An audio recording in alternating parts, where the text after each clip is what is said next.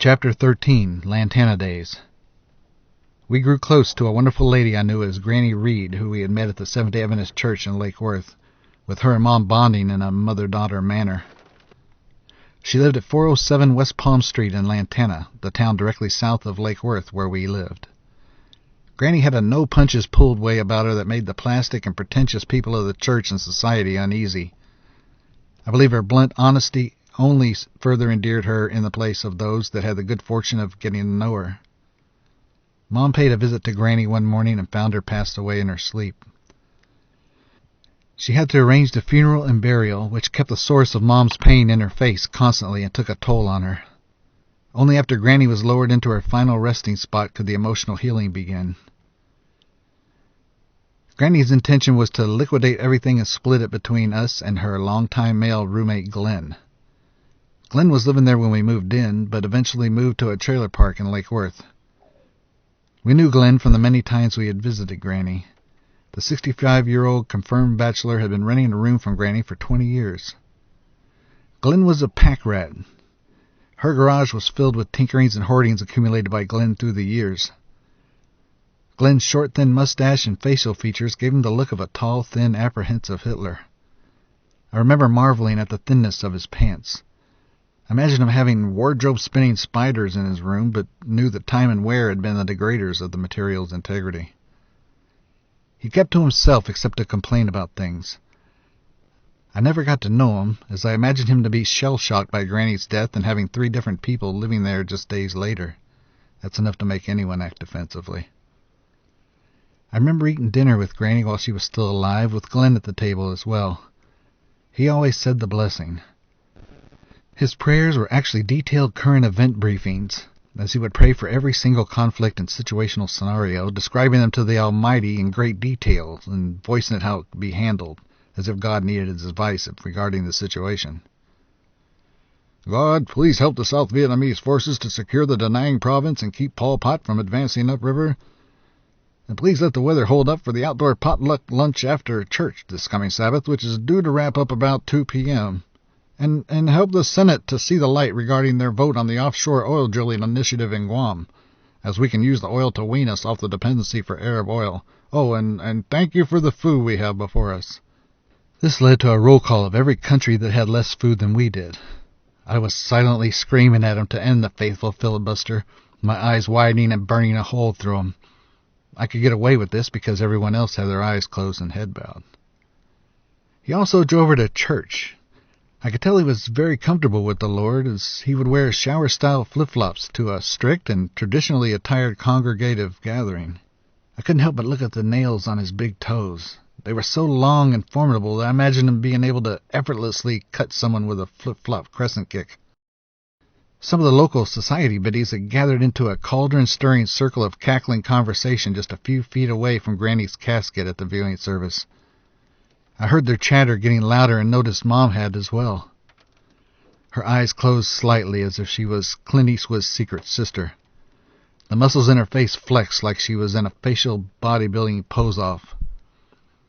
She moved at a normal speed towards the Gabby Chatfest, but with the smoothness of a professional assassin. I didn't know what she said, but it caused all of them to vacate the immediate body viewing area. 2 more ladies from the social club Granny had belonged to came to the door a couple days later, identifying themselves as good friends of her.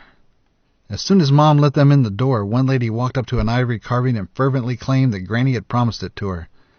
They reminded me of the old ladies going through Scrooge's bed linen after his death. These presumptuous prudes might as well have finger-flicked a Wolverine on the nose as to pull a stunt like that. Mom turned into Ralph Cramden before my very eyes, cutting off the conversation and herding the backpedaling ladies out the front door. It looked like footage of them entering was being run backwards. Unexpectedly, it seemed like the encounter with these heartless crones and their satisfying ejection had sparked a smile on Mom's face and regenerated the aura of Mom's long-absent positivity. We gave notice to Manny, our longtime landlord, and began moving out. Just like that, a new chapter in my life began. My mother and stepfather were very religious and ran a strict household in Lake Worth, limiting my exposure to the worldlier aspects of life. That situation changed in Lantana. Chuck and Mom parted ways shortly after we moved to Granny's house, the vines of their discontent having taken root back at 826 South Federal. It caught me by surprise when Mom told me, but my pain was for them more than for myself. I love them both and had been through this process one time before, which stripped this separation of any cruel novelty. I was also consoled by the sudden realization that my world had been altered and was about to change. The velvet shackles of a strictly enforced religious kid's life fell at my feet. They were soon replaced by a looser-fitting, self-governing, be-good-for-mom set. It had been a rough year for her. She had had a miscarriage, her father died, her marriage was falling apart, and now Granny had passed away. She'd start work about the time I would get home from Lantana Junior High, so the blocks of time we spent together were small and randomly scattered. This left a previously monitored kid with a daily routine alone to go on whatever adventure he desired when he wanted to. I spent most of my time alone, continuing a lifestyle created by our moving from 701 South K to 826 South Federal in Lake Worth. That move took me away from the South Grade Elementary School and schoolyard residentially and scholastically, putting me in a child-sparse area in which to play. I had no problem finding ways to pass the time when alone, as I had spent so much time as a toddler without someone to play with that it had become the norm of my existence. The house was wonderfully decorated by artifacts from the Orient, items acquired by Granny while in Manila with her first husband. He had been on General MacArthur's staff in World War II. She also had an extensive Philippine headhunter equipment collection, but with no trophies of successful use. I distracted myself with all manner of activities to cope with the growing loneliness that comes with maturing. Exploring the house, chipping wiffle balls with a couple of mismatched irons found in the garage, reading the hardback condensed classic novel series put out by the Reader's Digest Company were some of the activities that filled my days and nights. Jaws, Day of the Jackal, and Bless the Beasts and Children come to mind as the ones that kept my attention. It was easy to envision Peter Benchley's detailed description of the shark movements and flesh-cleaving bite, and I could see the assassin's bullet silently skip off the cobbled streets of Paris, just missing French President de Gaulle. I may have dropped a tear or two as I discovered that one of the misfit campers I became literally endeared to had driven to his death, saving the corralled buffalo from senseless slaughter. National Geographic magazines and expansive accumulations of gossipy pish-posh publications provided me with various layers of information, some useful and some useless, but entertaining in a real-life cartoon sense. There was a museum of canned goods in the pantry. It was a gastronomical crapshoot, trying to eat only from the cans that appeared to have successfully completed their task of protection. Sometimes the label itself told you that it had passed its prime. Any can with "Buy War Bonds" on it was automatically avoided. The kitchen became my culinary laboratory. I began mixing foods together that I suspected of being capable in joint presentations to the palate. Everything about the house was time machine old to me. It had an ancient ambient aroma. There were various different smells in different areas, but old was the overall olfactory theme. The carpet had a uniform compression of a soon-to-be-replaced Grand Central Station doormat. Nevertheless, it was a definite upgrade from the water-warped, slanted floors of our last place. Granny's house had a nice fireplace, the first one I had ever seen or had the opportunity to operate. I had been around campfires and was familiar with the properties and dangers of fire. I believe this is the reason the house is still standing to this day. Everything was so old and dry, a lightning bug with a fever could have left a scorch mark on the curtains. It was a house of extreme temperatures, as there was no central air or heating. I was blessed with having a storehouse of old boards in the attic that were stockpiled by Glenn. They burned readily, as they had been basking in the attic heat of that uninsulated summertime hell. There was enough lumber stashed up there to make another small house, as well as mystery boxes of Granny's stashed stuff. The odor in the attic rivaled that of the house as far as smelling old. The aroma was strong enough to make me feel like I was actually in the 1930s whenever I went up there. I found out later in life that the burning of treated wood releases the harmful chemicals used to treat it into the air, the predominant chemical being formaldehyde. Would I have been a different kind of person if I hadn't stood in front of the fireplace in a fire-induced trance, breathing in the flame-release brain tainters contained in the 3 tons of poisoned pine and plywood? I would like to think that I was unknowingly cured of a potential deadly childhood disease because of my extended exposure to these toxic fumes. My Lantana backyard was a virtual wildlife sanctuary. Lizards, snakes, birds, and dock-worthy rats frequented this prehistoric habitat recreation. Granny Reed was in her 80s when she passed and had long before relinquished control of the backyard to nature, with the vines leading the ecological charge. She loved exotic plants, so the jungle feel was strong. Everything outdoors smelled of algae and oxidized paint. It was a fun yard to explore and mentally map out. The resident curly-tailed lizards knew the microtopography of this critter wonderland like the back of their clawed foot. This gave them the brashness to remain in place whenever I got closer to them. My motion was much slower than the pouncing and swooping of their natural enemies, likening to a human dodging a steamroller. I almost detected a reptilian smile on their faces as they slowly retreated to their nooks and crannies. I learned not to waste my time chasing them after a couple of self-embarrassing attempts.